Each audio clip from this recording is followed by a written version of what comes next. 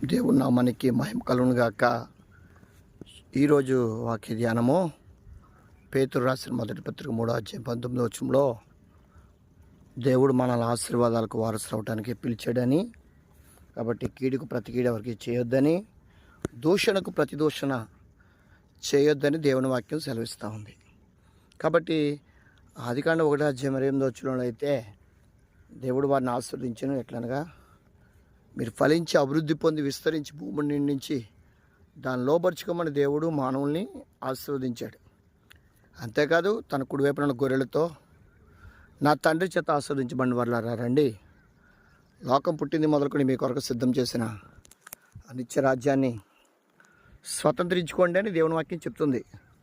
కాబట్టి మనల్ని దేవుడు పిలిచింది ఆశీర్వదించబడటానికి. ఆశీర్వాదాలకి మనం పొందుకోవాలంటే ఖచ్చితంగా దేవుణ్ణి వేడుకోవాలి. ఆనాడు ఎబ్బేజు ప్రార్థన చేశాడు దేవునికి, ఏమని? నువ్వు నన్ను ఆశీర్వదించి నా సరిహద్దులు సలపరిచి నీ చేయి నాకు తోడుగా ఉండ దయచేయమని దేవుణ్ణి వేడుకున్నాడు. దేవుడు ఆ ప్రార్థన విని ఎబ్బేజు యొక్క సరిహద్దులు విశాలపరిచి అతన్ని బహుగా ఆశీర్వదించాడు. అలాగే యాకోబు కూడా, నువ్వు నన్ను ఆశీర్వదిస్తే కానీ నేను నిన్ను విడిచిపెట్టను. అప్పటికి 2 గుంపులు జనాంగంగా ఉన్నప్పటికీ కూడా ఆశీర్వాదం అనేది కావాలని అతనికి కూడా అర్థమైంది.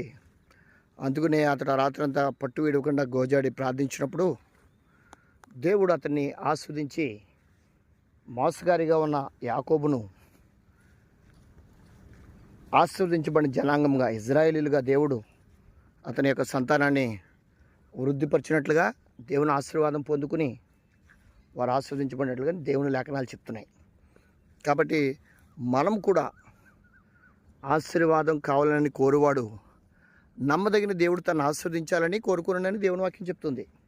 కాబట్టి అలా దేవుని చిత్తము చొప్పున నీవు నేను కూడా దేవుని వాక్యాన్ని మనం ధ్యానించినప్పుడు, ఆయన మాట శ్రద్ధగా వినినప్పుడు ఈ దీవులన్నీ నీ మీదకి వచ్చి నీకు ప్రాప్తిస్తాయి అని ద్వితీయోపదేశకాండం 28 చెప్పిన వాగ్దానం మన జీవితాల్లో నెరవేర్చబడాలంటే ఖచ్చితంగా మనం దేవుని వాక్యాన్ని వినాలి, ధ్యానించాలి, దాని ప్రకారంగా ప్రవర్తించాలి.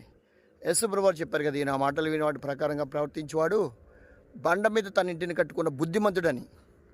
అలా బుద్ధిమంతులుగా మనం ఉందాం, ఆయన ఇచ్చే ఆశీర్వాదాలు పొందుకుందాం. ఈ అంచె దినాల్లో ఆశీర్వాదం అంటే పొలాలు కొనటం, స్థలాలు కొనటం ఇవే కాదు. దేవుని ఆశీర్వాదం మనకు అవసరం ఇస్తుందని, నరుల కష్టం చేత అది ఎక్కువ కాదని దేవుని వాక్యం చెప్తుంది. కాబట్టి దేవుని ఆశీర్వాదం మనం పొందుకుందాం. అటువంటి కృప